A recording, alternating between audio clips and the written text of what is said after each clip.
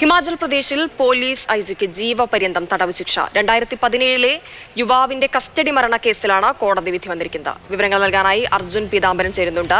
അർജുൻ, 2017 നടന്ന സംഭവമാണ്. വർഷങ്ങൾക്കിപ്പുറം 2025 കേസിന്റെ വിധി വരുന്നത്. കേസിന്റെ സാഹചര്യം എന്താണ്? മറ്റു വിവരങ്ങൾ? ഹിമ, 2017 ഒരു 16 വയസ്സ് പ്രായമുള്ള പെൺകുട്ടിയുടെ ബലാത്സംഗ കൊലപാതകത്തിൽ പോലീസ് 6 പേരെ കസ്റ്റഡിയിലെടുത്തിരുന്നു. 6 പേരിൽ ഒരാളാണ് സൂരജ് എന്ന് പറയുന്ന വ്യക്തി. ഈ സൂരജ് പോലീസ് കസ്റ്റഡിയിൽ ഇരിക്കെ കൊല്ലപ്പെട്ട നിലയിൽ കണ്ടെത്തുകയായിരുന്നു. ഈ കേസിലാണ് ഇപ്പോൾ 8 പേരെ ചണ്ഡീഗഡിലെ CBI കോടതി ജീവപര്യന്തം ശിക്ഷിച്ചിരിക്കുന്നത്. ഈ 8 പേരിൽ IG ഉണ്ട്.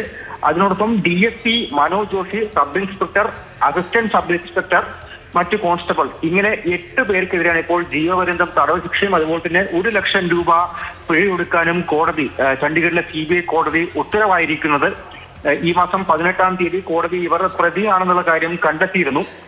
ഈ ബലാത്സംഗ കൊലപാതകവുമായി ബന്ധപ്പെട്ട് കസ്റ്റഡിയിലെടുത്ത 6 പേരിൽ ഈ 6 പേരെയും ചോദ്യം ചെയ്ത് വരികയായിരുന്നു. അതിനിടയിലാണ് ഒരു പുലർച്ചെ പോലീസ് സ്റ്റേഷനിൽ ഈ സൂരജ് എന്ന് പറയുന്ന വ്യക്തി മരിച്ച നിലയിൽ കണ്ടെത്തിയത്. പിന്നീട് നീണ്ട അന്വേഷണം, അത് ആദ്യം ക്രൈംബ്രാഞ്ചും പിന്നീട് ആ കേസ്, ഈ ബലാത്സംഗ കൊലപാതക കേസും അതുപോലെ തന്നെ ഈ കസ്റ്റഡി മരണ കേസും CBIക്ക് കൈമാറിയിരുന്നു. ഒപ്പം തന്നെ ഈ കേസിന്റെ വിചാരണ ചണ്ഡീഗഡിലേക്കും CBI കോടതിയിലേക്കും മാറ്റിയിരുന്നു.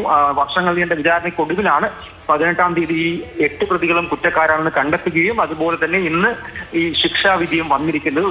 ഒരു നീണ്ട കാലത്തിന് ശേഷമാണ് ഒരു സംസ്ഥാനത്തെ പോലീസ് IGയെ ഇത്തരത്തിൽ ജീവപര്യന്തം ഒരു ക്രിമിനൽ കേസിൽ ശിക്ഷിച്ചിരിക്കുന്നത്.